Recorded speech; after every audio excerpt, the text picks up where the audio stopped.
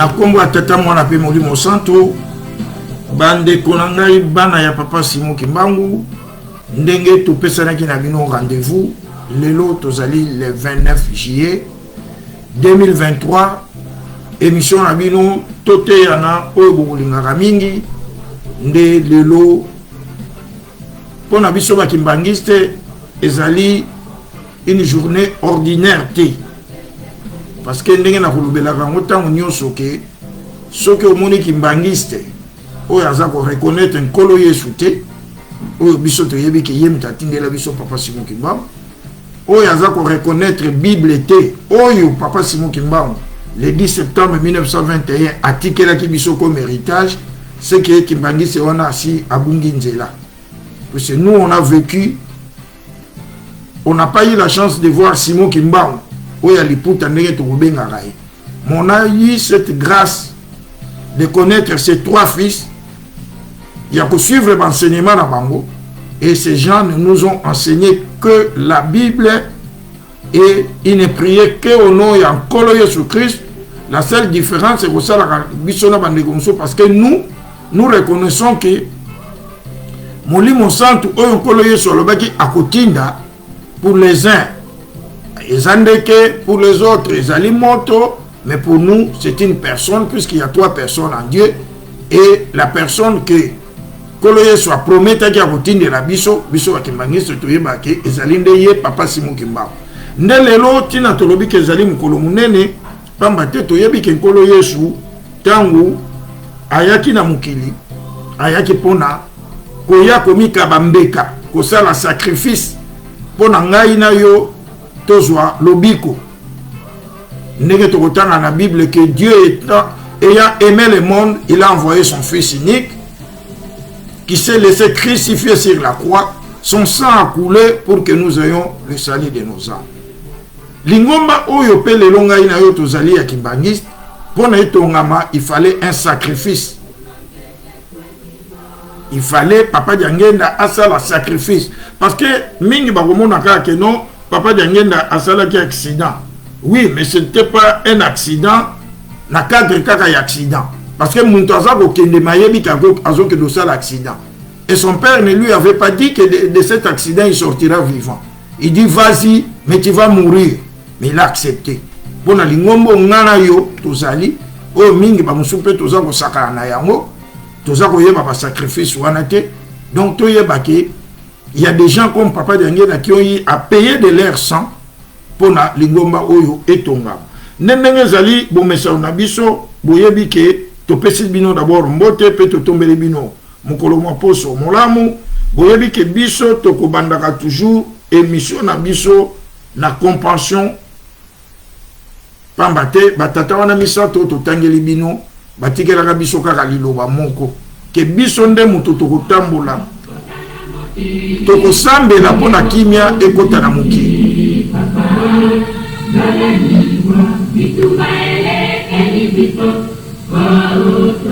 nde yango avant émission na biso tokota na mama na likambo tokozalaka toujours en compassion en communion na bandeko na biso bazali confronté na baguerre na este totia bango na mabondeli mpona tata nzambe nkolo Yesu Kristo na tata Molimo Santo ba intervenir de manière que kimia papa Diangenda tozali ko célébrer nani na ye lelo alobaki na biso que biso tozali une race élue. C'est nous qui devons prier pour la paix au monde. Mais là moi je me suis en train de me poser une question. Est-ce que biso bakimbangiste c'est comme tel? Na yebi que ça vous choquer l'air na soloba. Est-ce que Dieu est encore en mesure d'exaucer nos prières? Parce que Dieu est amour. Or nous cet amour là nous le manifestons plus. Tout ça toujours dans la querelle, tout ça dans la division. Et c'est nous qui devons prier pour le monde. Est-ce que ma bonne de l'inabiso, il y a un tata moko, ceux qui sont brada, il s'est permis, il s'est donné les lits, il y a pour finir papa Simon Kimbangu, parce que biso va tout finir ça. C'est nous qui devons, n'a pas fait un exemple, tata la maman que dernièrement, n'a même pas un nom kimbangiste dans la voiture. Dès qu'il avait vu la photo de papa Simon Kimbangu, vous savez la question qu'il m'avait posée. Ah, vieux. siko oza ki mbangiste na biwi na ki mbangiste na lolendo nyonso bino mo yebika ndinga la lingela l'église na. Et il me dit mais vieux siko yo za na Elini maison mère to maison mère na BCBG je crois tala la maman Sonia ndemo. Siko fallait na répondre yeni naza na maison mère naza na BCBG naza na wapi. La division. Et nous continuons à entretenir ça. Tala batundinga maza kokufa. Yango papa Daniel lobaka na biso ke mukolo ezali bako bamba biso mabanga. Mais bako bambela biso mabanga comment? Quand les gens comprendront que voilà ces gens qui devaient prier pour la paix et ils sont pas en mesure de le faire, ils vont nous lapider. Yango batata na maman to bonde la pona kimia et yingela na mukili. Pamba te papa de Alunga na lobaka d'autant plus qu'il y aura pas la paix dans son église, il n'y aura aussi pas la paix dans le monde. Parce que c'est nous qui devons prier pour ce monde-là.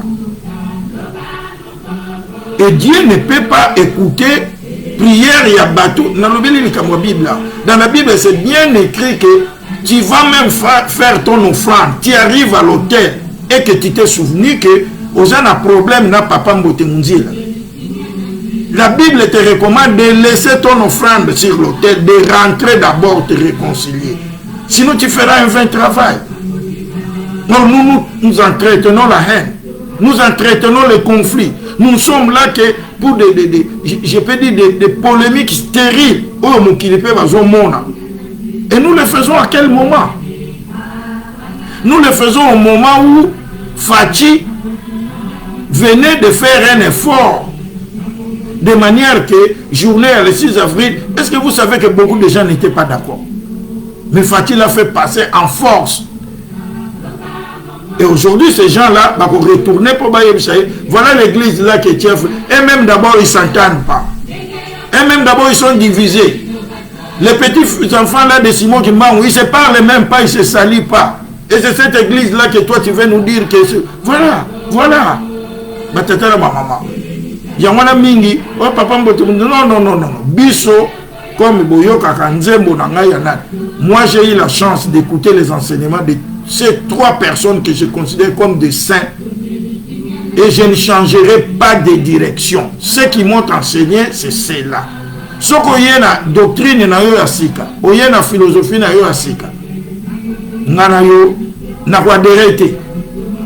parce que je ne vois pas quelqu'un plus saint. Voilà papa de Ngenda. Azo que ne soit pas makila na ye, on lui a dit que vas-y tu ferais un accident, mais il accepte. Et toi tu vas venir changer philosophie au yatikaki na église, doctrine au yatikaki. Ah non, nous n'allons pas te laisser faire. Ton côté le melabino kaka tire à notre dernière énergie. Yamana batata na maman, maintenant que to tie bande kona biso na mabondeli, tata nzamba sunga yende kolo na kimia. Apesa basoda na biso ya FRDC makasi, apesa pe bakonza mboka makasi ba moyen de manière que kimia ekota na mboka na kaka la mboka na biso RDC, pas nous ne serons pas égoïstes, mais kimia ekota na mokili mobimba. C'est ça notre devoir biso bakimbangiste. Mais sika boye pour nato se souhaiter bonne fête. Puis c'est neri tolobaki que pas na biso bakimbangiste lelo ezali mokolo monene. Donc toza ko souhaiter bonne fête. Na biso nyonso bakimbangiste na mokolo mwalelo na oyo bazali na nkamba na bisika nyonso tozwami oyo bakoko kende kilti lelo bonne fête, mais particulièrement tozali ko souhaiter bonne fête na famille ya papa Diangenda oyo azalaki acteur principal ya accident wana yende mutu akendaki amikaba mbeka. Il a accepté de s'offrir un holocauste pour que cette église soit bâti. Les botanaye, bananaye, nyonso, tout ça qu'on peut sabino. Dans l'air, on a papa dernier dans le seul accident. Tu vois, moi, il y a des choses qui me cœurent. Puis en 1958, papa dernier avait déjà maman Marie. Diangenda, il avait déjà maman Christine, il avait déjà maman Émilie. Et sa femme était enceinte. J'aime comme qui à terme, parce que vous verrez que papa Charles qui sur lequel est Diangenda a botami na même na mois d'août je crois le 24 août, donc sa femme était enceinte. Mais il a accepté de laisser sa femme veuve. Il a accepté de laisser ses enfants orphelins, de laisser sa femme enceinte pour que cette église transformer les lots, la doctrine défier. Parce que vous comprendrez que nous avons défié Papa Dianguène. Nous lui avons manifesté notre ingratitude. Donc son sang qui avait coulé là n'avait pas d'importance. Donc c'est nous qui valons plus la peine d'importance pour te changer philosophie à Lingoma. Tu vas changer doctrine à Lingoma. Il y a un maman, Papa Dianguène la tête. Parce que lui savait qu'il allait mourir. Mais comme témoin à Nzambé Zalaka Moutou, témoin à Moutou Zalaka Penzambé, il avait pris des gens à qui il avait demandé accompagnez-moi. Donc ces gens-là devaient l'accompagner à sa mort. Et ces gens-là aussi étaient blessés. Ils ne sont pas sortis indemnes. C'était un accident mortel. D'ailleurs, il y a photo tous étaient blessés. Son chauffeur Papa Kalamvoula était même presque décédé. Ndeba famille wana, famille à Papa Watula, famille à Papa Nsomi David, famille à Papa Kalamvoula, famille à Papa Ntende Félicien, bien que Togoluka Bangoti Siko. D'ailleurs, en passant, je vais vous dire que Tarabana Yamayele, le kola moine ya Papa Watula, parce qu'il était presque le seul qui était resté en vie, qui n'a pas 2001. Yende Mutachikalaki comme nan. Mais moi nanaye Papa Serge Guy Watula a comment un livre. Ya mituna nyonso atuna ke pa tata na ye, ndenge tata na ye ayebisaki ye, ndenge basalela ki accident na comment ça s'était passé. Moni biso lokola tokolinga kotanga, je me suis procuré de ces livres. Mais beaucoup de kimbangistes n'en ont même pas. Au moment où je vous parle, na benga ki ye Papa Guy, dati oyo ye akosala ka nyonso akende nkamba. Donc au moment où je vous parle, déjà je crois qu'il est en Kamba. Nde biso nyoso bakimbangiste ndenge boza kolanda biso tolobai ke toko tanga kalisu ba kombo ya batute pour éviter ba makambo belo bino boyebi to pesi bino mbote. Mais avant de continuer l'émission na biso, nous allons faire une petite mise au point. Parce que tout le monde a contradiction et comme il les trop. On commence à me coller des étiquettes qui ne sont pas miennes. Ça veut dire quoi? L'émission Toteya, Bisoto Bandaki Yango, Nandengeni. Moi d'abord j'écrivais. Comme ça, je suis un grand écrivain. Et tout ça. Jusqu'à ce que les gens m'ont demandé non. Au Monikotanga, c'est très long, les gens n'ont pas le temps. Mais ce que ça ça la émission Boye, Maman Zane Rolamba Zana Pouissé, Natiena Yowana Zoko Yoka Mate et Zako Kote. Parce que ces gens-là qui m'ont demandé, je vous dis, même les gens de 26, oui, c'est mon toit encourageant, c'est papa, Azana 26. Et il m'a dit une chose. Papa les gens comme toi, tu milité dans l'église. Alors il faut que pas que tu meurs et que tu remportes toutes ces connaissances que tu as. Ça là, c'est lui qui m'a aidé pour nana banda kosala ba émission. Ba tata na maman.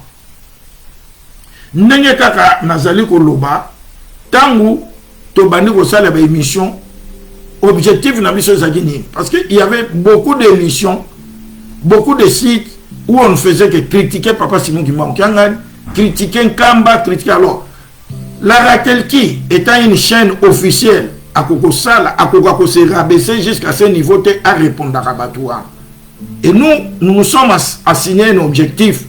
Il y a que chaîne Nabiso, to émission Nabiso, et ça a toujours, il y a que la Kobunde la Papa Simon Kimbangu, Kobunde la Nkamba, Kobunde la bana ya Papa Simon Kimbangu misato, Kobunde la bango pe ko panza sango ya Simon Kimbangu. Mais après un moment, d'ailleurs, Boye Biango, tout ça là, émission contre Baboukechu, tout ça là, émission contre Bamani Mamona, tout ça là, émission, nous avons fait des émissions d'attaque. Au Simbi Papa Nabiso, tu réagis. Mais à un moment, nous sommes venus comprendre que notre papa n'est pas seulement combattu de l'extérieur. Bien au contraire, il est combattu de l'intérieur. Et par qui? Par ses propres proches collaborateurs. Et nous avons fait un constat selon que on lui a même ravi la gestion de l'église. Et que ce n'est pas lui vraiment qui dirige cette église. On lui a laissé la spiritualité et on lui a ravi tout. Yango bomona kake biso bakimbangi c'est mon côté à bosani yango. Tu peux aller chez papa. Papa lobino sala likambubo. Mais ceux qui batouana ba lobino non. Osali na makasi ndenge papa tindela kiyo. Batouana ba kolongola. Et l'air ba kolongola yo, ba kolongolo na signature ya mutu musuke na signature na ye. Aujourd'hui, on a une ambiguïté au niveau de l'église qui est en train même yako baby sabafwa ya bandimi ebele. Alors, netangu papa a outaki koloba dernièrement que aloba ki ya mona papa Brice et tout que posa na ye ezali bazom selaye bandimi na ye nyos. Papa Brice et tout akomaki na Brazzaville aloba ki yango. Si réellement papa Brice et tout avait menti, on l'aurait sanctionné. Bien au contraire, papa Brice et tout est devenu la pierre angulaire de cette église. C'est lui presque le cerveau moteur.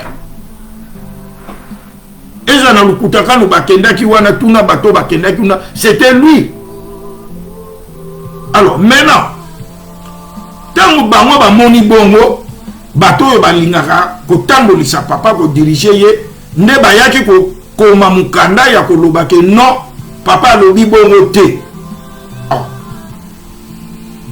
Toye komona papa Brice et tout aye ko sala vidéo ya koloba oui tozana ngo je peux encore la republier ya koloba ke non papa loba ki bongo kasi photo zelana no mikande ko uta nkamba. Donc, à se rétracter, moi, mon kem a changé le fonté. Papa a l'obaki yango. Alors là, tu es koloba non, bitumbo yope, yake babundisa papa na kati. Et bandika. Non, puis il y a un exemple, batata ma maman. Non, bakimangis to komi na misoka neti bazoba moko boye, non e baté lo ni ba melisi. Je vous donne un exemple récent. Oye ko la tsabino ke papa tende mutata mulisa alingombo. Un exemple récent, bon, on a des réseaux sociaux. Ngaïté. Papa a commis la kibiso mukanda. L'être sikirel que pour avoir travaux pour redynamiser les travaux na ngamboma na kunzulu consort, il faut toper ça $5, $5. Mais mon wana et que n'est pas mutumsusu te et pas ya papa José Massal. Tout ça la circulaire. Notre signature à papa. Du coup, mutu oyo biso toyokaki lobi ke balobaki azalaki trempé na gestion ya makambo ya motuka oyo courage de dirigeant pesaka na Brazzaville ya sika oyo écouta même président général ya courage de dirigeant appel de poste na ye mutu wana ye na ordre de mission ya chef spirituel oyo eza kolobaki aye kozwa mbongo. Vraiment la contradiction, les kamute, bakimani c'est le roi Togoto Saka, bakamati mbongo ba pesiye. Et le lendemain matin, tout le monde mutuana na mbongo oyo biso yebi ke papa mutatindi avec na Monaco na plage. Mais bakimani c'est to comme ndeni, est-ce que tu après vous komelanga papa Sylvain, est-ce que mbongo yo penza et comme pas papa? Hein? Mbongo penza comme pas papa. La primauté, yo yaki na ordre de mission ya papa. Tant to pesi yo mbongo, zui mbongo. O bandingi bazo mone la passe. O bandingi bazo mone la passe. Tantôt fouti loyer na yete. Tantôt so kenda kwa nzamba abeti nguma. To koma ko kima même ba boîte aux lettres. Mais bino ba pesi yo mbongo, kende pa ya papa mutatinda ki yo. OK non na plage. Et qu'on a la plage, monaki ba vidéo binonios. Azali pe koloba na yeke to yawa pona to préparer le kutakana. Biso yebi ke le kutakana wana muta benisi yango papa Simon Kimbango kiangani. Tata Molimo Sam. aza na nkamba Yerusalem. Comment bino boke ko préparer le kutaka na Monaco. Alors tout ça les Kimbangistes ils voient. Mais ils sont bazomona ke papa batata na ba mama batoyo bazali ebele bazali ngana zo comprendre ba. Parce que eloko comme na lingoma mingi pe ba batela ba titre na bango. Après ba loba ba futa ba ngote mais bazoye baté ils vont vers la Bible. Parce que yo ont battu la titre na yo pasteur, titre na yo ce qui est évangéliste, titre na yo ce qui nini, mais entre-temps aux obundi sabandi. Entre-temps aux obundi satata molimo santo d'une manière ou d'une autre. Parce que papa pesi mo beko boyi. Bino mo be batata ma maman qui ne sait pas que signature ya papa batia mo pe na caché. Batia mo pe na caché. Il y a un petit peu de mais comment papa peut se contredire? N'a pas un exemple, il y a un petit Fakia. Ils sont natia vidéo. Moi j'ai des archives. De leurs propres oreilles, ils ont entendu papa Zoye Bango. Dès que vous rentrez là-bas, beaucoup de gens sont Fakia comme Moko. Boyoki oui. Or, leur Fakia comme Moko, il se fait que Mongo. Et ça, Faki nous décote Charambo. Faki n'a pas en Europe, ils allaient le rôle à musicien à qui n'était que ça la raté, bah on a pas moyen. Ici, s'il y a 80 musiciens, au moins 60 musiciens ont des voitures. Au moins 70 musiciens travaillent, ils ont des ressources. Donc Faki Pezali, mouvement Mongo et Tchaka Mbongo dans l'église. Maintenant, quand les pasteurs ont trouvé que, bah comme il a mon boulot, bah yébisi batuna mango batine la Mbongo que non. Moi, je suis un comme je dois exacter pour décision au papa Juana pour se Faki Fatam dans la paroisse. Donc, c'est que Faki a semble dans la paroisse une fois le mois. Et ce qui Faki pas comme dans la paroisse, la Binozali, date en Tintanité. Parce que nous ici, nous faisons nos contributions par rapport à nos pays. Moukande Bimi, Oyo Balobi que non, Faki est dans la paroisse. Et pourtant, bana wana ba yoki ya mona munoko na ye moko. Obi ba petona ba beta mabako. Ba futeli musicien mobimba ticket. Akei. Papa yebisa musicien ona en tout cas na yebi mukanda wana te mais bosa la kan sale la posa na ba. Biso biloko ya ke ko sale la posa ya batu ya ngonde toza ko combattre. To lingi to sale la posa ya ye. Nena lobara phrase nangai d'honneur qu'il soit le seul maître à bord. Mais makambo toujours le statut. Dans les statuts de notre église, c'est bien dit que le chef spirituel, c'est lui qui règle le problème de sa succession par divination. Donc, il y a un pouvoir, il y a un remplacer. Mais quand maintenant, vous devez faire toute une assemblée pour d'abord parler de la succession. C'est la première fois que nous on voit ça dans notre église. Tant que bino, botelemi bolobi que non, batu bako remplacer ezali bana ya papa Zako. Est-ce que yé papa Simon a yébité que ceux qui a rotique la bana papa Simon. Donc on est en train de les contraindre à faire quelque chose. On est en train de les contraindre. Et c'est ça notre lutte. Oh batu balingi ko parce que les gens là qui disent aujourd'hui que papa Motomundi est en train de combattre papa Simon Kimbangu, je ne le ferai jamais et je ne l'ai jamais fait. Si seulement il y a une vidéo que quelqu'un peut montrer, papa Motomundi là d'ailleurs, tant que papa Simon Kimbangu a vu le continent en 2001, Biso Tozaki na une seule paroisse, c'est la paroisse de Saint-Denis. Tant que papa Fumambanza a tiki Biso, Balobito Sangana, paroisse ya Saint-Denis na ya Viroflé. Tosala qui peut partager à Bamate, ceux qui dimanche au Saint-Denis à Tei, dimanche wana Viroflé. Comme Bango Bayaki Koya ko rejoindre Biso, bien que c'était difficile. Viroflé, il y a moins comment les paroisses à Vinci. Alors, Topé ça qui Bango Bate ya Liboso. Mais dans ma tête, qu'est-ce qu'on a compris? Baza kolinga ko faire comprendre biso que papa Simon qui manque ngani papa la tika qui était mais bande ko na ye batie. Et tout le monde réclamait. Ceux qui ont dit papa Motemdjela, papa Motemdjela dimanche à thé. Les Rwandais c'était le papa Mlanjo, Bernard Mlanjo, Patrick Njo, Taka de pointe na bango. Et je ne me vante pas, mais la Taka de pointe, il y a Bisso, il y a Kobounde la Bokonzi, papa c'était moi qui vous parle.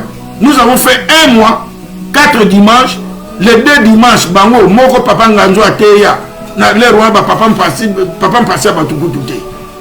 Papa, qui ça là, mon frère ici, hein? Bamayunga. Mais tous les 2 dimanches qui étaient au Batikela Saint-Denis, c'est moi qui avais prêché. Mais les lots Batouana, le contraire. Nous avons des vidéos. Quand nous on luttait pour papa Simon Kimbangu Kiangan, et ils étaient chez les 26. Nous avons des vidéos où Bazako finga papa. Dernièrement, vous avez vu une vidéo où Azako tendre micro na papa Ouete pour confirmer que papa Paul Azali, moi, il y a papa qui sur lequel et a qualifié papa Simon Kimbangu Kiangan de trafiquant. Quand on fait une émission, au lieu d'interviewer, ça a d'abord préambule, beaucoup solo là. Donc c'était prémédité, c'était préparé comme ça. Mais ces gens-là aujourd'hui veulent me porter une casquette selon que Ngaku Tunde na Zobu. Non, Bangonde Baza. Donc ils sont dans un réseau de Yanalobaki na Bango où ils sont entrés, il y a Kobundi Satata Molimosa. Donc Baza Kobundi Satata Molimosa.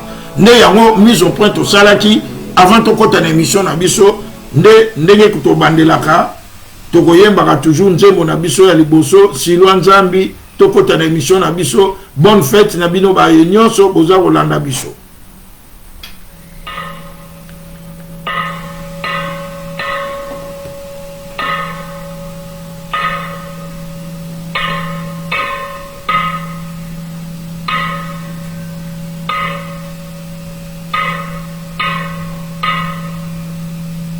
Tout est abattu. Tout peut s'en avoir conseil. Ma ngomba. Jamais à l'égard ça, les gars, mon sous. Ceux qui tous autant dans la désordre, mais qu'on peut aller composer là. Ceux qui sont pas trop bons là. Donc, mes petits, quand moi, je suis capable. Donc, quand on a des désordre,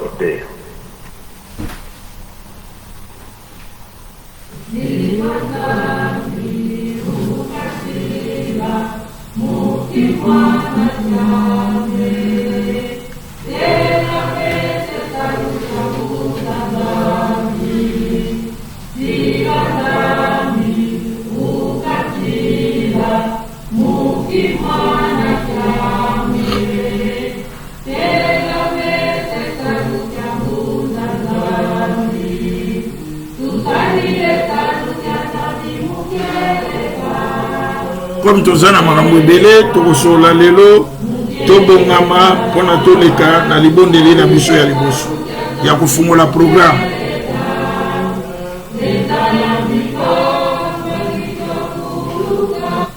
Tobongama mpona tobondela.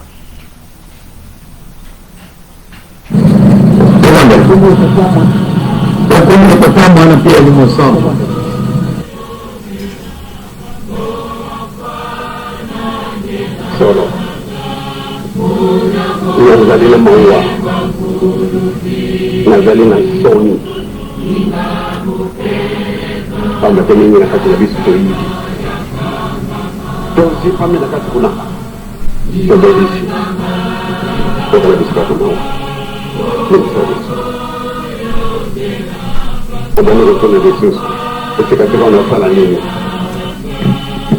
nekoteka bomona masumasi na bino papa soko tiki bato bamipesi na mosala mayo bazali bamimona wana solo vraiment otika kapele tomona pasi papa ata diume na ili malamu na kucheke ilikiaka même na wana mboka na papa na kumuni zo même feza de 100 000 ya bato oyo badibie tendele tekutana nde wana tepasate pesano bazali akanso azala bango solo okanga bisimutina tomona sotaba mawa no mazalini Proclamation, salutation. Kodika kelemi kanu na yo, wapete zoma kordana ni kumpesa. Bayi no famille, na wakana tongo. Kana makamu mukol munu salam makana mukol munu salam tadi. 117 morts. La mort là.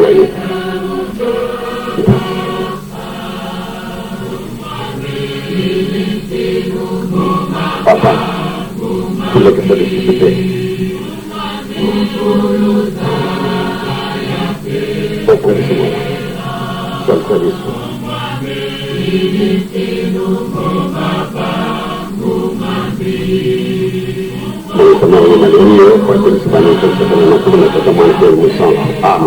Amen.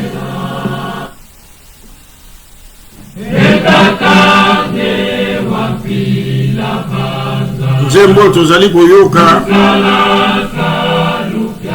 ezali nzembo mukolo papa Diangenda asalaki accident tant tata na ye alamusi ye aluki esika ye pa alamusi d'abord bandeko oyo bazalaki na ye nde alukaki esika akendaki kosambela nde banji bayaki e nzembo bazalaki koyemba yango wana papa azalaki koyemba nzembo wana mingi na piano jusqu'à ce que maloba nango eyaki kozwama na nsima.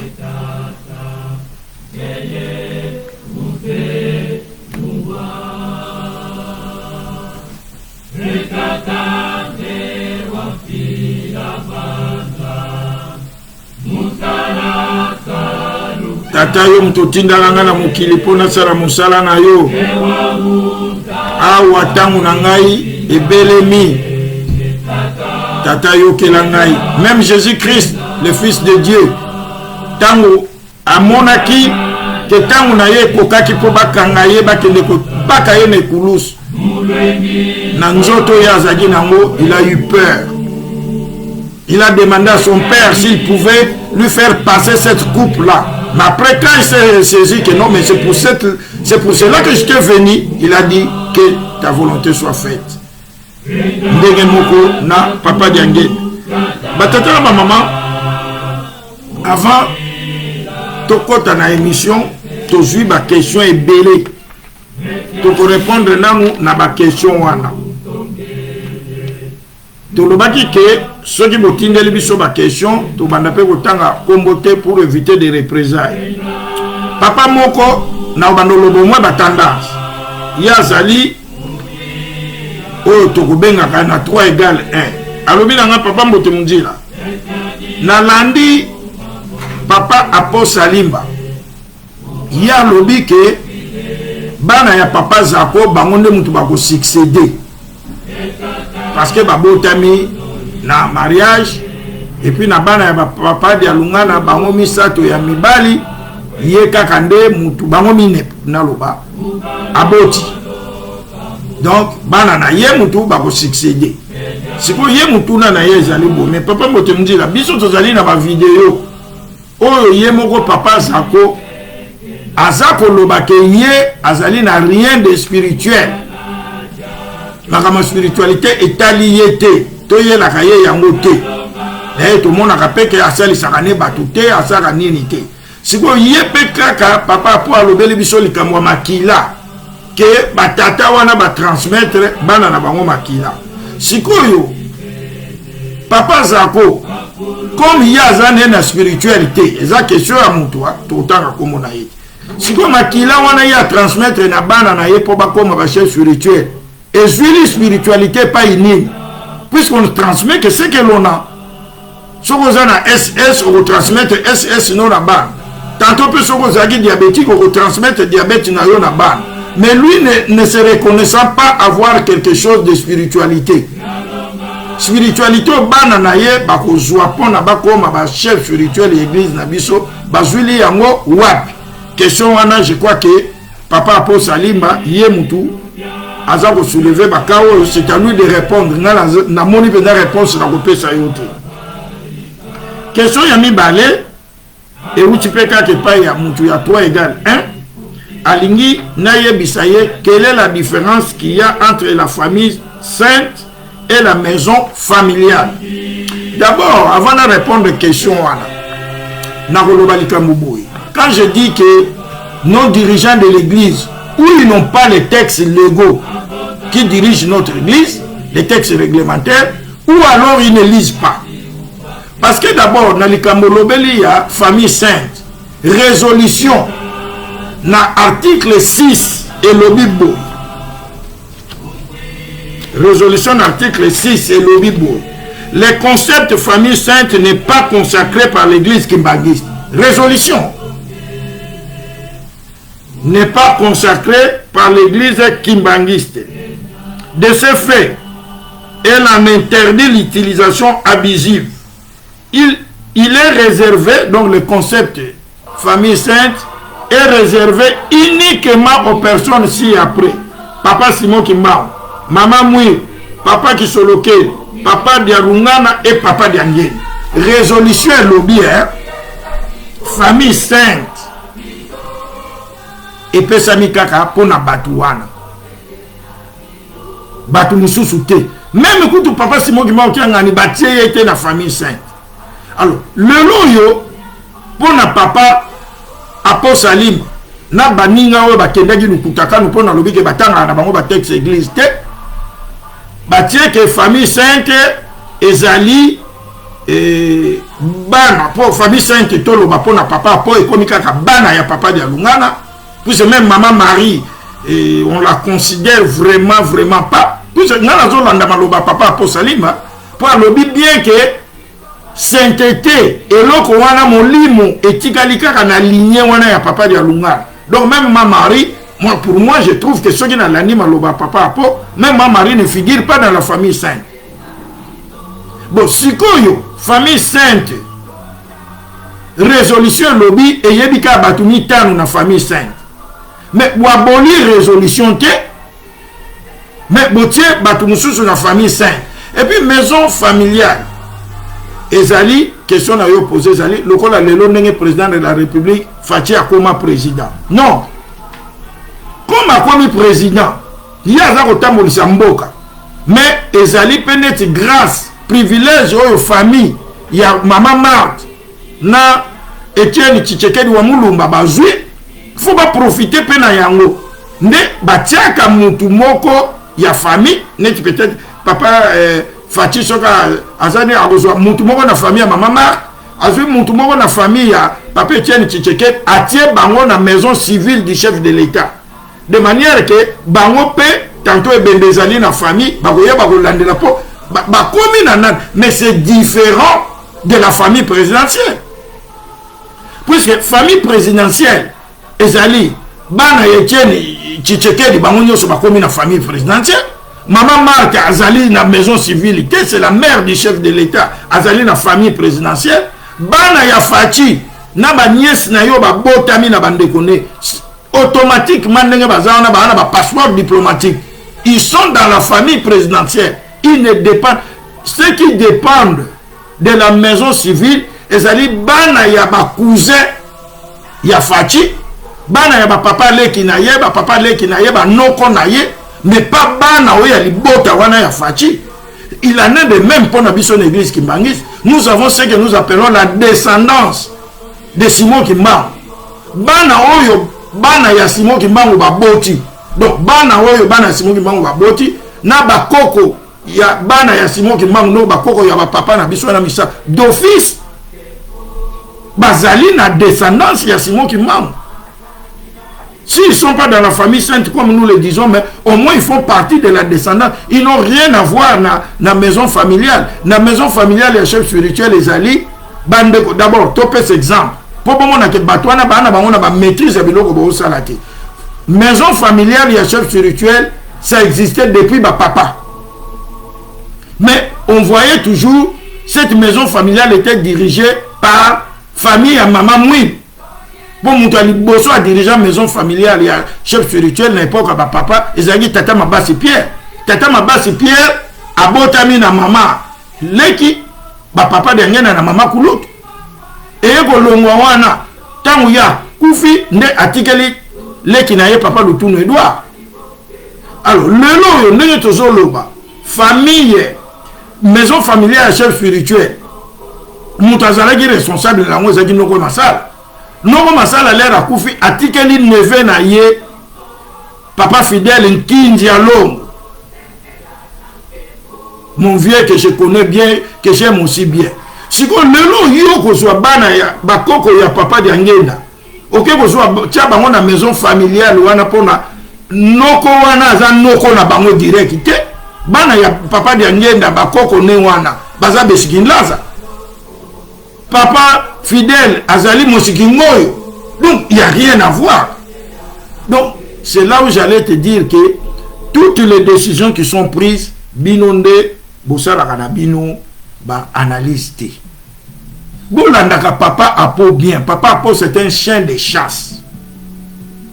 Donc yende ba binisi sikoyo lokola papa katembo azoni mwa sima yende attaquant na bango de points. Papa Apo a clairement dit donc ce que papa Apo bazo sala sikoyo ezali ya ko écarter lignée ya Diangenda. Donc cette décision n'a été prise que pona ba écarter bana ya maman Marie parce que ces gens-là ont peur. Peur de quoi? Je vous l'avais dit. Nous allons continuer à répéter en mot. Bana ya papa Dialunga. Ba ya mibala. Il y a que papa Zako mutaboti. Toujours la monde de moi. Si on n'est papa Zako aboti. Or, descendance et que ça le papa bana qui sont lequel ba bengana ba to bengana ba mote me bakende. Vous excusez un terme wana donc bakende. Mais ceux qui te l'ont dit malobaya apo on dirait ba bengana ba. Bana ya papa Diangenda pe bakende na ba. Toujours la on a sens wa. Maintenant baza komona ke bana ya papa Zako kaka question yo poser mutu moko aruta ko poser. Est-ce que spiritualité za katina ba? De manière que là tantôt mutu akotika la ya suka. Lera komona ke bon. Bana ya papa Zako nazo mona mutu te. Tokoki pe kotika eloko ngwe ke na libota mususu te. Atozo ata neveu. Nda koya kotala na bana ya maman Marie to nini ya wana, il faut déjà écarter cette famille. C'est ça la vraie décision à nos maison familiale. La vraie finalité, c'est celle-là. On ne veut voir ni un Diangenda, ni un qui sont locaux aux alentours. Papa Simon te bango batuwana. Puisque ceux qui n'ont pas papa Simon à qui parabane neve na yewana, n'est papa Simon à l'ingéla sœur na yewana, mais eux ces gens-là, au dernier a tenu que sopé la bango makila ne yaro fele na mukolo lelo. Baza ko sala ba plan na bango. C'est ça, c'est là où tu entends parler de la et ensuite ils vont plus loin. Tant on a zo bana bango bino ke bango nde baza ko finir sa papa parce que ils disent parmi bana yango ya bana ya ba papa dia lungana po bango ka mutu ba ko succéder. Il faut ezala kaka oyo ba botami na mariage. Ah donc bo fungoli batu misu ba mona ke oh donc parmi les enfants de papa dia lungana il y a aussi bana na ye musu ba bota hors mariage. Tout ça sous main na mon côté. Quand quelqu'un fait un enfant hors mariage, qu'est-ce qu'il a fait? N'est-ce pas qu'il a commis l'adultère? Alors comment les gens que vous appelez saints, au même moment ils sont saints, au même moment ils commettent l'adultère? Voilà, ça ne comprend pas. Mais ceux qui me disent la lobby, ah non, lui, non. La vérité c'est celle-là. Allez, si on va profiter d'ango, allez, bah comme il luka. Nani abote libanda, basali liste et circuler dans les réseaux sociaux. Kingani bana, kingani boy, kingani bana, voilà. Vous êtes en train de salir. Bino bozo luka beaucoup misa, nzoka boza ko salir parce que objectif na bino des alliés à moi. Parce que moi je me dis une chose, comment quelqu'un peut être saint au même moment et commettre l'adultère au même moment? C'est contradictoire. Mais aux hommes le loco biso toza ko bundela, oyo lelo balingi ba bongo lango si c'est comme un neuf, ah il est en train de combattre les chefs. Non, bien au contraire, moi ma lutte c'est pour rétablir l'autorité du chef spirituel. C'est pour qu'il soit le seul maître à bord. C'est pour qu'il soit respecté. C'est pour que quand lui dit un mot, c'est celui-là qui doit se faire. Et pas ces vautours-là. Beaucoup de temps, la lettre au temps à la mukanda na nzambe. Beaucoup yoka likamu nini oyo Bible aussi mo kimbangu atike la biso lobby. Mais nous continuons d'abord avec les questions. Est-ce que na lingomba na biso parce que to moni ke bauti ko bengana batu? Est-ce que na lingomba na biso ba bengana ka batu? Na lobi na bino que ces gens-là sont en guerre avec Diangenda Kuntima qui a versé son sang pour bâtir cette église. Ba papa na ba maman to tia mai na monokoti. L'église kimbangiste comme église, Simon Kimbangu n'a pas laissé une église. Dire le contraire, c'est falsifier l'histoire. Simon Kimbangu a laissé un mouvement. Il a commencé son ministère le 6 avril 1921. On l'a pourchassé le 6 juin, donc 2 mois après. Il a travaillé dans la clandestinité, il a prêché dans la clandestinité. Il est venu se livrer le 12 septembre 1921. Donc, d'avril à septembre, si nous voyons bien, Simon Kimbangu n'a fait que 5 mois de ministère. Et arrêté, condamné, il n'a pas laissé une église. Cette église, c'est Diangenda Kuntima secondaire, na batata na biso, bakoko na biso, banani, tout ça, qui viendra la bâtir. Jusqu'au point qu'il a même versé son sang, parce que c'est ça la condition que son père lui avait donnée. Que pour la Otonga Lingomboyo, il faut faire un sacrifice. Alors, maintenant, il y a Tikaki philosophie Moko. J'ai écrit un livre où j'ai mis le titre Diangenda Kuntima, l'architecte de l'église Kimbangi. Donc c'est lui qui a dessiné l'église Kimbangi, c'est notre mouton dessiné on a papier. Donc moi j'ai toujours dit que Papa Diangenda a fait le code de la route de l'église Kimbangi. Ou maintenant, toi, quand tu veux rouler, tu dois seulement connaître qu'ici, il y a un stop. Là-bas, il y a un cédé le passage. Ici, je ne peux pas tourner à droite, je ne peux pas tourner à gauche. Ici, je dois rouler avec telle vitesse maximum. C'est lui l'architecte. Mais Toyo Kaye, Papa Diangenda, à répondre à la question, il y a yo, Tato Yotuninga, ceux qui n'église na biso, Babengana Kamutu. Toyo Kamutu, à Salaki Lingomba na ye. Qu'est-ce qu'il nous dira? Écoutez-nous. Écoutez-lui bien. J'ai là. J'ai là Toyo Kaye, à Koloba Soki ya solo, Bakoki ko bengana mutu na église. Toyo. To asali dismu. Tona na malamba tata mama. Pate boche e pembeli. Na dingumba. Ba mama ba tata. Eza na biso mwa passe esika wana. Mutu nyonso tu asali lisumu.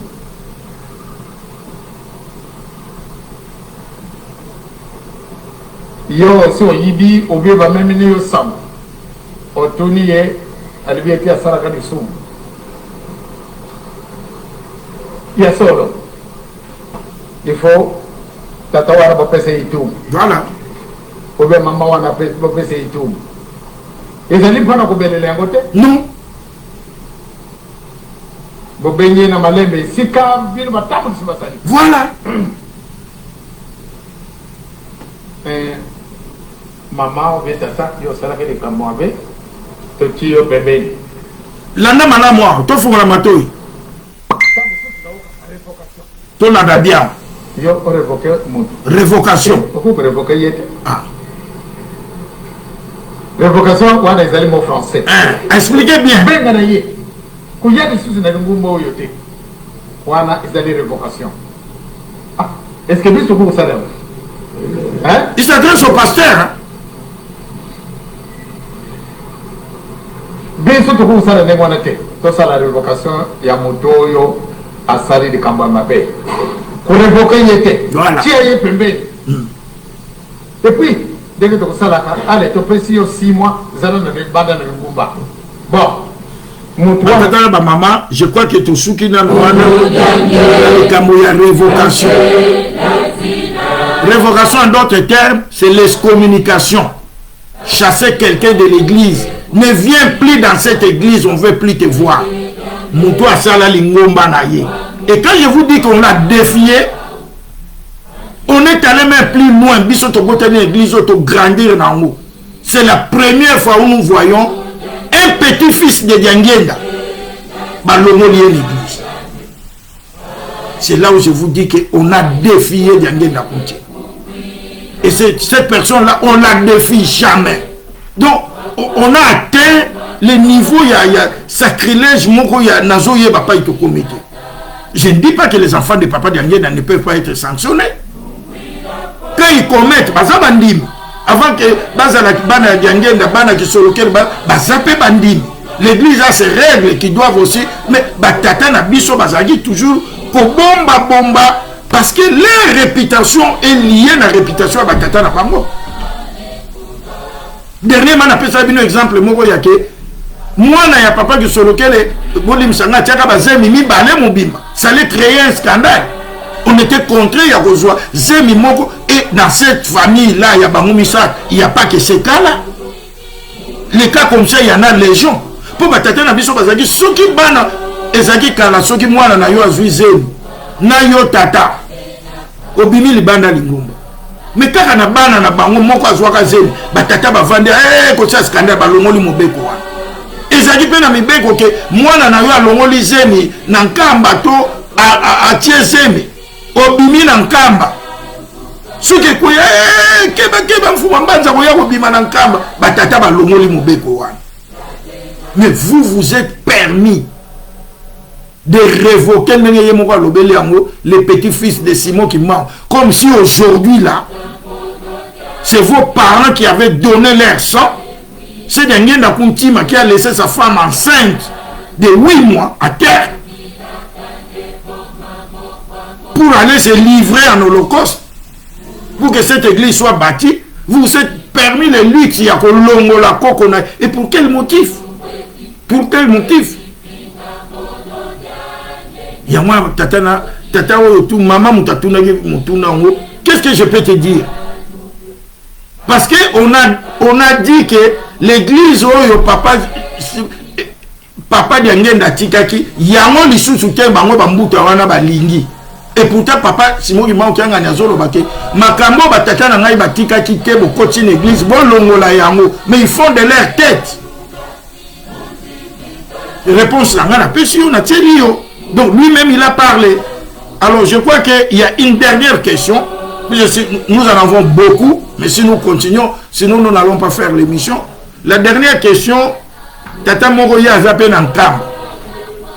A tout une question, le papa mbote mdira na moni circulaire et bima qui ba communiqué bana ya ba conseiller direct ya chef spirituel ba koki lisusu kozwa parole l'église te soki bazali na ordre d'émission ya chef spirituel te biso tozali kozela. Mais curieusement to moni lors ya rencontre ya Mario et le kakiawa papa Mbenza azwaki maloba siko tozolinga to yeba est-ce qu'azali pe na ordre d'émission. Oh papa, yo zana nkamba, ozo tunanga mutu na na poto yo mutu mona ki falo tourner la kuna. Et ensuite, moi je préfère que comme komi bongo chaque fois avant moi na ya papa, donc conseiller direct moko ya papa azwa maloba, il faut d'abord mutu azo pese maloba attendre ordre d'émission wana pour lever l'équivoque. Parce que les chicos pour la bino on a évité la tala kiamote papa Mbenza zuka maloba bo alobi. Maintenant vous vous posez la question, est-ce qu'il avait un ordre d'émission, est-ce qu'il ne l'avait pas? Toyebi pété maman Marie tia kozonga peut-être qu'il y a un ordre d'émission permanent ou il y a un ordre d'émission moko trimestriel renouvelable, tout ça on ne sait pas. Tokuta la ndenge ni koleka. Mais question wana ngana zone selio yom tozaki na nkamba mais biso émission na biso za toteya. Ceux qui ont un conseil à Kopesa, n'a pas conduit. Donc, ceux qui moi n'a papa, conseiller direct, il y a chef spirituel, allié, n'a ordre d'émission, avant qu'il ne parle, on doit d'abord lire cet ordre d'émission pour que les gens sachent que, parce que la décision, vous nous l'avez envoyée nous tous. Et maintenant, quand on lui donne la parole, il parle seulement comme ça, les gens se posent la question. Est-ce qu'il a, est-ce que. Donc voilà. Donc nous avons fini pour les questions, comme j'avais dit. Papa Simon Kimbangu le 10 septembre 1921 à Banzansanda, quand il avait dit à la foule que l'heure est venue pour que j'aille me livrer, qu'on m'arrête, nos grands-parents qui étaient là lui ont demandé, maintenant que tu veux t'en aller, tu nous laisses quoi? Il avait dit, je vous laisse la Bible. Lisez-la constamment, lisez-la régulièrement, vous trouverez tout ce dont vous avez besoin et vous arriverez à arrêter les voleurs avec l'objet qu'il a volé. Ndelelo biso émission na biso tote yana tokotana ka mukanda mwanzambe. Mukanda mwanzambe na biso ya lelo tokotana yango na Jean 10. Je crois que tokobana na 11e verset ti tokosuka na 17e verset. Jean 10 11 à 17. Donc ce qui te suit to mekakotanga bokoyoka likamunini elobami wana. Jean 10 11 à 17. Si vous avez trouvé, nous allons lire au nom du Père, du Fils et du Saint-Esprit. Le bon berger donne sa vie pour ses brebis. Mais les mercenaires, j'insiste ici, mais les mercenaires qui n'est pas le berger et à qui n'appartiennent pas les brebis, voient venir les loups, abandonne les brebis, prend la fuite et les loups les avaient dispersés.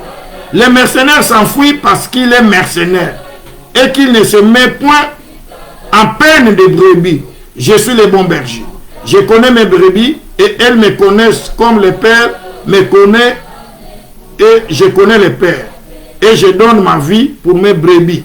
J'ai encore d'autres brebis qui ne sont pas dans cette bergerie. Celles-là, il faut que je les amène. Elles entendront ma voix et il y aura un seul troupeau, un seul berger. Au nom du Père, du Fils et du Saint-Esprit. Batata ba maman. Mokanda ya Nzambe tutani. Nkolo Yesu mwana ya Nzambe. Oya tindela ki biso papa Simoki Mbao. Alobi ngai nazali le bon berger. Bon berger zali oya komi pesa ka mbeka pona ba brebis na ye. Mais les mercenaires pour l'ingoma na biso pour le moment, l'église tout batu nyonso bazingi papa Simoki Mbao ngai. Ce sont des mercenaires. Papa Simoki Mbao n'est entouré que de mercenaires. Je crois que vous connaissez la signification du mercenariat. Mercenaire net le long de tout ça ko bunda na Rwanda. Ceux qui batindi ba soda na biso tanto ba kozala na moi ma oiseau yoka moi choyer la barricade na kosabo. Mais bazui ba mercenaire moko ba wuti ceux qui na Tchad ceux qui ba ni ils seront sans pardon. Po ba yebi mututé bango ba yeli kaka wana. Et les mercenaires qui sont aujourd'hui dans notre église, ils sont venus pour détruire. Ba yeli mbongo. Ils ne sont pas venus pour sauver le salut, pour sauver ma âme. Non. Et Jésus a dit, j'ai encore d'autres brebis qui sont dehors. J'irai les chercher et les ramener dans la bergerie pour qu'il y ait un seul berger, une seule bergerie. Mais comment vous donnez le luxe?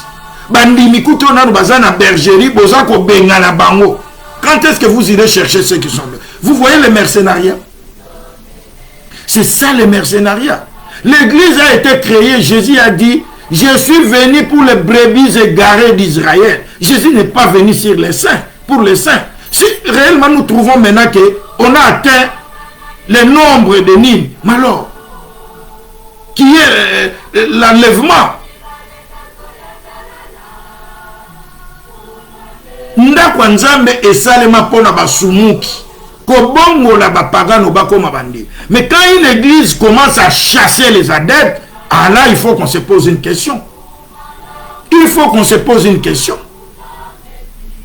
Moi j'ai toujours demandé à nos pasteurs là, combien de fidèles eux ils font entrer dans notre église là? Si vous regardez très bien, il y a que moi tata mbotonje la porte tata ngazaki wana moi kinga ni porte. Donc l'église de nos parents, notre église est presque l'église de nos parents. Mais nous voyons même les petits groupes de prière au Kokuta nous gagnons les âmes. Mais nous, nos serviteurs ne savent pas gagner les âmes. Bien au contraire, ils sont là pour lapider les âmes qui se sont fait gagner elles-mêmes. Les mercenaires. Les mercenariats. Batata ma maman. Tokosi les émissions n'a mis sauter sans que tout la journée d'aujourd'hui. Nous allons quand même la circonscrire. Déjà, le 3 décembre, quand on avait condamné Papa Simoki Mbao et qui devait aller faire sa prison, on devait maintenant l'embarquer dans un train pour aller à Kinshasa à Kenogosala Bolo. Papa Simon Kimbangu avait donné comme l'ordre qu'il ne partirait pas, ce qui a moni moi sinaye na banate, il avait l'air parler. Les colonisateurs avaient boudé, bameka kindenge nyonso train et l'on va quitter. Jusqu'à ce que Basalaki volontaire à Papa Simon Kimbangu. En ce moment-là, son fils qui sur lequel était déjà parti en relégation à Boma, Bayaki na Maman Mouilou, na Papa Dialunga, na Papa Diangel. Et Papa Simon Kimbangu ne les a pas seulement bénis, mais il leur avait parlé. C'est là où il avait fait la répartition des tâches. Toi, Dialunga, tu ne sortiras jamais d'un Kamba, tu seras comme sentinelle. Toi, Diangenda, il viendra un moment, on viendra te prendre, tu vas aller étudier, parce qu'il y a des lourdes responsabilités qui t'attendent, faut tamba. Mais bango moko kaka bakolo bakoko tchayo classe.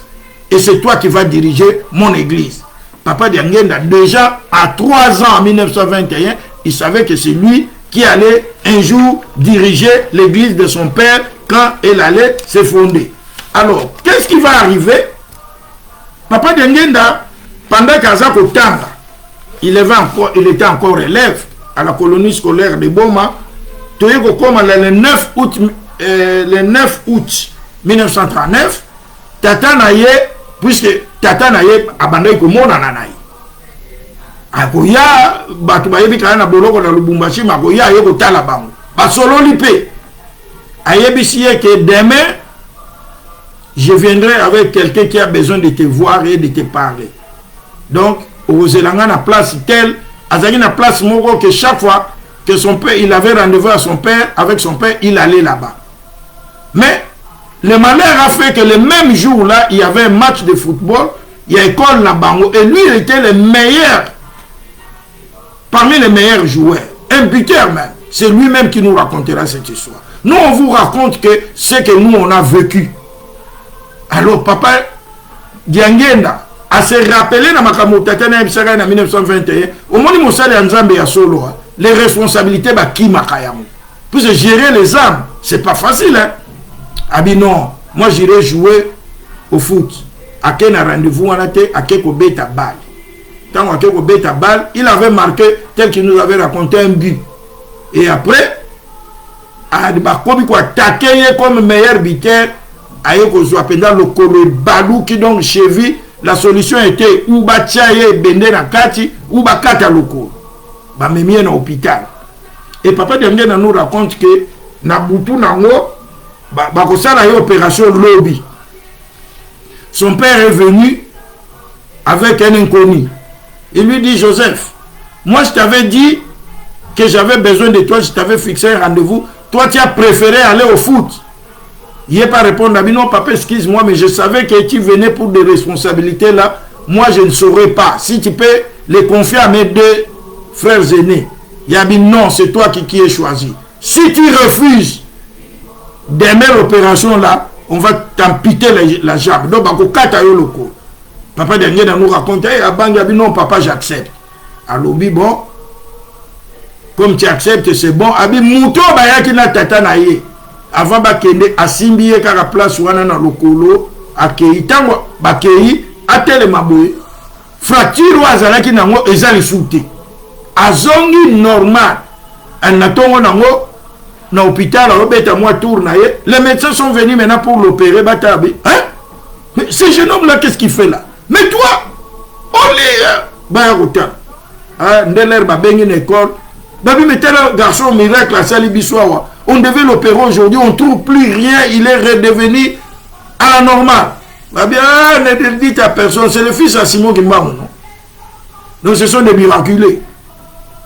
Nde papa Diangenda aye ko yeba qu'on va confier les tâches. Toye ko koma le 17 novembre 1952.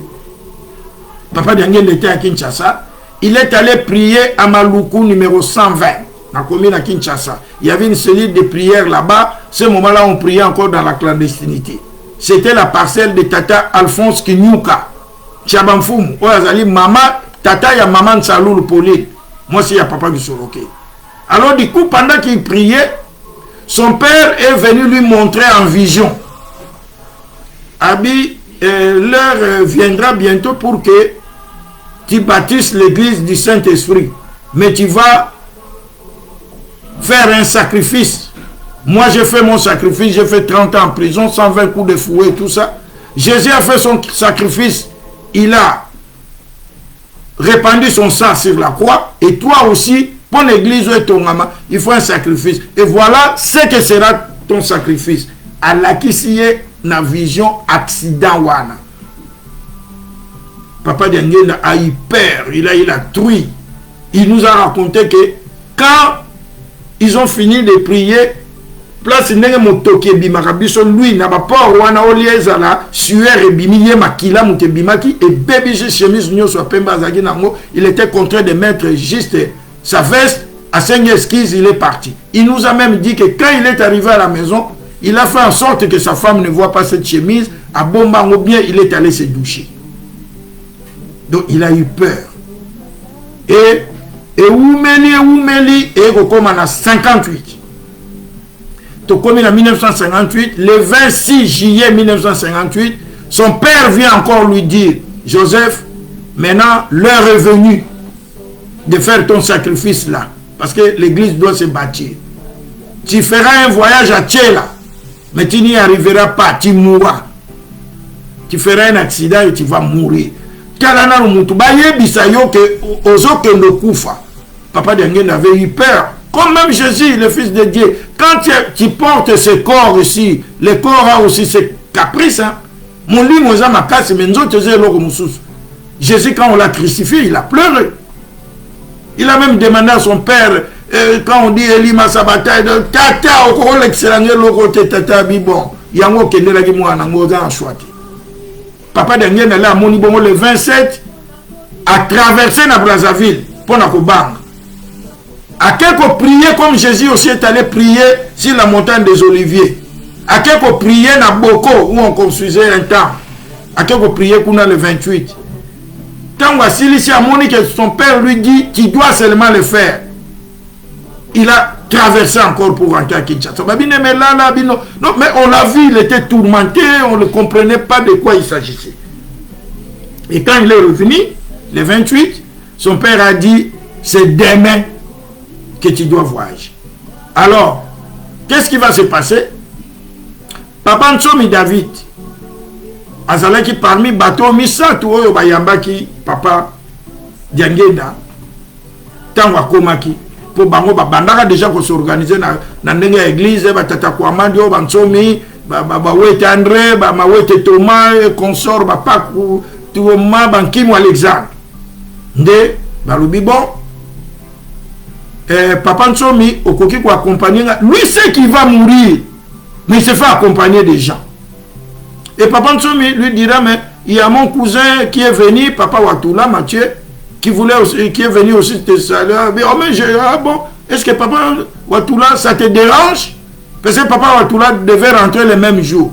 Papa Dangena dit non, ne rentre pas. Je vais te donner une occasion où nous mon appelle grand frère Nangai. Parce que Papa Neko Kedeche là et pas il y a Papa Dialungal. Et Papa qui se loquait les prix. Et Papa Ntien de Félicien, il était un commerçant. Il habitait Matadi. Ayaki kosomba biloko na ye. Sikole alinga zonga. Akeko pe sa papa au revoir. Que papa, moi je rentre aujourd'hui là.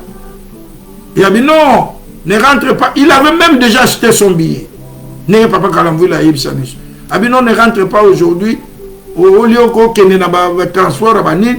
Moi je pars à Tchéla. Comme ça, chemin faisant, on va te déposer à Matadi. Et papa avait accepté. Bazeli le 28 tu vois un jour ayebisi Papa Nsomi ayebisi Papa Watula ye Papa Ntenda kenda ki déjà kune pa na ye banda koma ki wana vandika Papa lobine vanda ka wana tokoke ne koma ki ba 3h du matin Papa Dengenda tinda ki chauffeur na ye Papa Kalamvwila kende kozwa Papa Nsomi na Papa Watula ake kozwa bango ba ye ba matina mutuka et Papa Kalamvwila que j'avais bien connu qui est aussi un oncle m'a raconté que tant que bazo kendi voiture wana ezaki ya sika basalaki en contrôle technique maramunios mais ce qui kaka Papa Diangenda donc aya ko comprendre moi après à se rappeler l'accident na ye wana mutuka fo kata moto mon chauffeur a quitté, atali, rien. Ah. Mais là, la Rosonga, au moins, papa d'Angena Bini, bon, démarre. 5 ans, ça, les lots a démarré. Habitant, où ça, la sous-bambalo, misusu, Abina Zayi n'a pas qui pétait, n'a osé la carte, mon d'ordre. Mais je ne comprenais pas. Ah, papa, Kalamvou Labi, je n'ai jamais vu papa angoissé à Ndengwa. Nde, tant que tu es comme à côté de Santu, tu moni mituka moko ezagina monsieur drama mundele moko ba portugais na monsieur Gabriel photo ba yebana ki pe na papa de Angene ale ba komba pesa ni mbote ba pepani ale bango ba leki bango ba yeko leka bango na mbanzangu po Gabi photo ba lekaki tant ba komi na mbanzangu bango ba telemi ba papa de Angene ba leki bango oyo toyebi nzela wana mbanzangu na pas papa de Angene na 5 accident. En tout cas, si vous roulez très bien, vous en avez pour une demi-heure. Netango ba komi wana papa de Angene a eu au monde que le temps était venu. Mutuka moko oto benga baba ya minene wana e bandai ko ya ne papa Kalamvila a expliqué donc pour les alaki wana pour wana ko le kami tukami balete et ils étaient déjà engagés. Et mutuka na munene lere bimisi mutu ou ekwe na nani ou nini ari et ramasser bango donc et joie bango na voiture et que na bango ti dont la voiture était aplatie, personne ne pouvait sortir vivant. Ndeler ba monsieur drama wana ba ye ko kuta wana ba sali effort ba bimisi bango et papa de Angene quand il est revenu à la vie nde mutu asuka tikala kala mukaka teza la mutu te mutu peso ka sa le sumu beaucoup ko belle la montée batete maman soko tali bien. Je vais noter seulement quelques combos ya batu oyo balongoli okomona ke na ba miti fo ba tieli bango donc eza kutu en rapporté parce que les loyo total anan papa Bavon et des gens qui ont rendu de loyaux services à l'église. Papa Bavon ngana mona kala mukando balopise balongole la kaye na lettre et puis ye batiela ye motifité. Il était na poto balobi qu'il y avait un groupe batenay gota la papa Mamou la prison où il y avait mon petit frère Bozi, papa Charles Masamuna, défunt Tizona Sakour. Tant batangeli bango sanction na bango na se ba komi il en est de même na Bavon. Il en est de même. Ngakutu na tu la kaye na bi yo balongola yo ka église na mutatishi mutandishi mutife yebaniti. Le pauvre a lité, il a payé combien de billets pour nous plaider canaille. Et le lot, balongoli une église. Mais Bavon wana, tant que tu as ton amphithéâtre, papa de Alunga na monique moussale zo ke malamute. Bavon ke na kotika mbongo ya Saint-Denis wana ngana zana onaki. Papa moni ndenge gestion pour ceux qui ba yena mbongo na bango ba ndeko linga kopesa ngona lingomba te bakolia yango. Papa moni ndenge moussale zo tambola bi non. Na lingi bo gérer ka potote. Na pesi bino ordre de mission bo tambola RDC nyonso ko zo mbongo ya kotonga fite ya. Et papa Bavon l'air ba kende na tourner wana. Basaki na pauvre papa Aaron. Loin. Papa Aaron a kenda ko trouver la mort en pleine mission ya nani. Bavon est sorti vivant. Aujourd'hui, on les chasse de l'église. Tolongwe wana. Toyena papa Yugens. Papa Yugens, motif bisoto yoga plus balobi na batwana que ils ont manqué de respect à la famille sainte. Mais papa oyaza ko publier en apo Salimba. C'est là où je vous dis que maman Marie ne fait pas partie de la famille sainte. Papa Apo a injurié maman Marie. Papa Apo, ils ont écrit dans un journal lui et papa Mabise pour manquer de respect à maman Marie et n'ont jamais été sanctionnés. Et pas plus loin, je vous ai mis une vidéo où papa Apo dit que papa Diangene et papa qui sont locaux ont échoué dans l'éducation de leurs enfants. Les gens que nous appelons saints, mais qui ont échoué. Donc Dieu échoue. Comme Diangene et qui sont locaux ne sont pas de la famille sainte, lui au moins, on les laisse impunis. Mais papa Yugens, il est allé seulement assister au mariage coutumier. Il y a moi, il y a papa Pakis, qui est le petit-fils de papa Diangene. C'est pour cela qu'il a manqué de respect à quelle famille sainte. Donc, ce qui a fait, c'est manquer de famille, du respect à la famille sainte, chasser de l'église. Tu es comme Batuneti, maman tout Simba Rose. Seulement parce que papa, Simon qui manque un âne, était tombé malade, ce n'est que normal, il a un corps.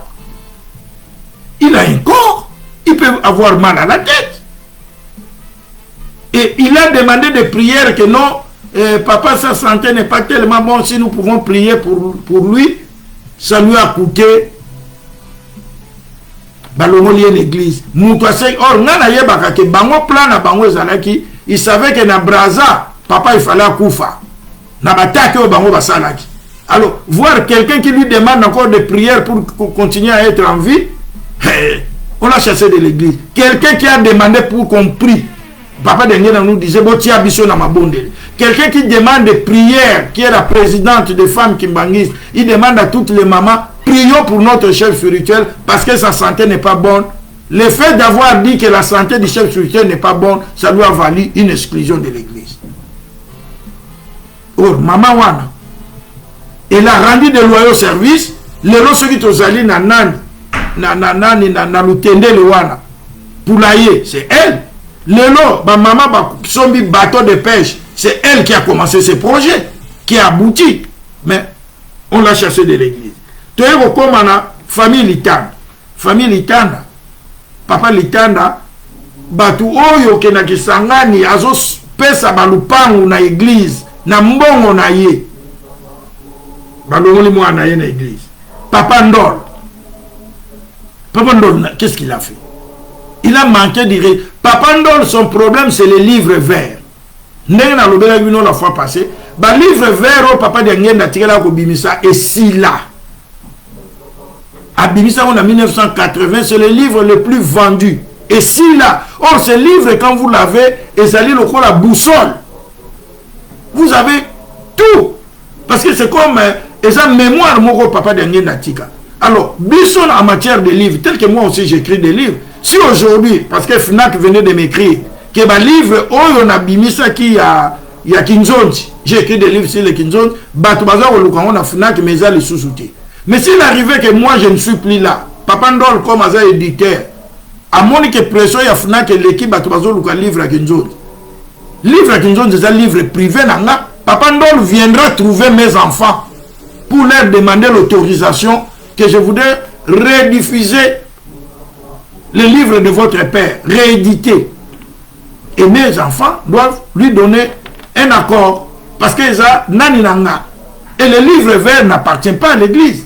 Le livre vert, c'est un livre de Diangien d'Akuntime. Il y a un auteur, c'est pas l'église qui m'engage. Et Papa Ndol a fait ce devoir-là, d'approcher les enfants de Papa Diangien pour leur dire non, tel livre à Papa Nabino et Lukama, mais il en avait imprimé en quantité mineure. Ils lui ont donné l'autorisation. C'est ça qui lui a valu, avec tous les incidents qu'il y a eu, l'église. La famille a Soumbe, sacrifice au papa Soumbe, Salina Lingombo. Même hier, Goffin a Soumbe, en dehors de papa Ntoto na Braza, c'est Goffin a Soumbe qui a tout fait pour la Faki Braza, et comme à un niveau Ezali. Chassé de l'église. Donc, au Subana, il y a papa Obami, Kema, papa Nani, Oyo, Basala, ke, ba implanter l'église Kimbangiste na Bangangulukuna. Et on est allé plus loin. On a chassé un petit-fils de Dianguen. À la personne de papa Pakis. Mais papa Pakis, c'est qu'on lui a reproché, on lui avait reproché, à Salaki mariage coutumier naïe, il n'était pas aussi nu. À Nati naïe, l'ipou taboye, à Kandi l'ipou taboye, na mariage coutumier naïe. Et c'est ça qui peut valoir à quelqu'un lui coûter l'excommunication d'une église. Donc, il y a un maman. Tout ce qui est en train de faire, on est en train de défier Diangé Nakunti. Mais Lingombo, la prière que j'ai faite, papa Makila na yo sopaki, na mukolo ya lelo. Maman, je le répète, hein, papa Diangé, quand il partait là, il ne savait pas qu'il sortira vivant. Nathiela Kibino, vidéo en lobby où lui-même il parle. Mon père me dit, va, mais qui mourra. Donc lui savait qu'il s'en va mourir. Et sa femme était enceinte à terme, puisque sa femme va accoucher 1 mois après. Papa Charles est dernier Nawan. Natigala na Liboum. Et quelqu'un comme ça a laissé son église. Quelqu'un comme ça a fait des sacrifices comme tels que nous aujourd'hui, donc disons comme si Daniel a laissé une entreprise qui vous mourir au bal, église à Bimsambon, au Koufela Moisi, église à Bimsambon, au Bassombelo Ketch, église à Bimsambon, et à la place d'être ne fût-ce que reconnaissant à la famille. Il y a les gens qui sont fatigués, tout ça. Et ça, c'est et cette église qui m'banise, parmi les gens qui ont souffert, l'acteur principal, c'est des Ngenda Kuntima. Et ils ont quand même une petite reconnaissance à Kayamouké, aussi à ses enfants. Nous ne disons pas qu'ils fassent du mal, mais même quand ils commettent un péché, sachons comment les approcher. Donc, il y a les gens sont en train de chercher que Balolassi c'est comme un neuf en disant il est en train, non, moi, mon combat et restera pour Papa Simon Kimbangu Kiangay. Je veux qu'il soit le chef spirituel avec tous ces pouvoirs qui lui sont dus, qui dirige l'église, que nous l'écoutons. Donc, dites à ces gens-là seulement, Papa Motima a dit, donne-moi seulement une vidéo où lui, il est contre Papa Simon Kimbangu. Mais contre des décisions, je connais qu'il y a des décisions qui se fabriquent. Je vous ai donné des exemples, non? Donc, tous ces émissions, on a vu ce point à mon colombo. Bon, on dit que la question, il y a un salaki, et puis ça n'a pas de temps, dans la émission, donc, envoyez-moi vos questions. Envoyez-moi vos suggestions, envoyez-moi vos observations. Nalingi bino mingi, to komi na suka émission na biso, to bongama, to sambela, to sengi, to tombeli bino, eyenga elam. Donc, prenons position pour la prière finale.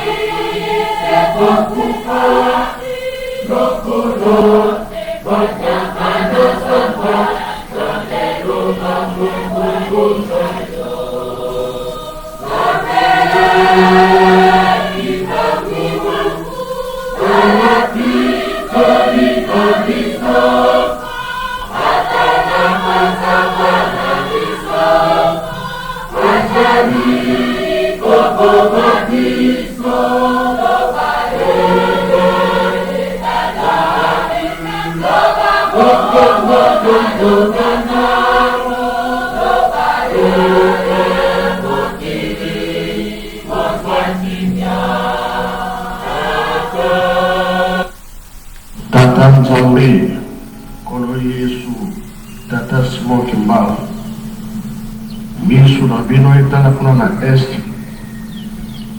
pela makila ya bato ezali kotanga mingi, bokatela biso likambo wana. Nzambe za mfumu wetu Yesu Kristo, lisola kwa nzazi wa sedito, liumbwa lya mwana velela vika kalanga yetu, tukawa kwa yerevu, c'est mwana velela. Amen. Amen. Botika Malamu, bon week-end à tous. Merci beaucoup.